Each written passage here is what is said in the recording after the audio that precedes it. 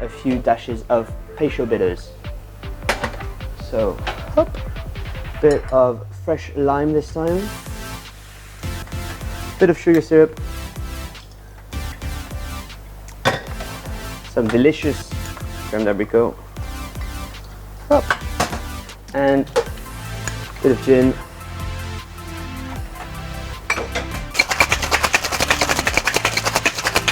Beautiful chilled coupe.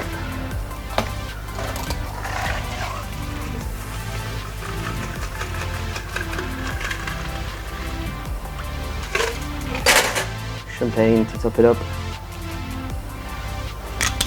And there we go.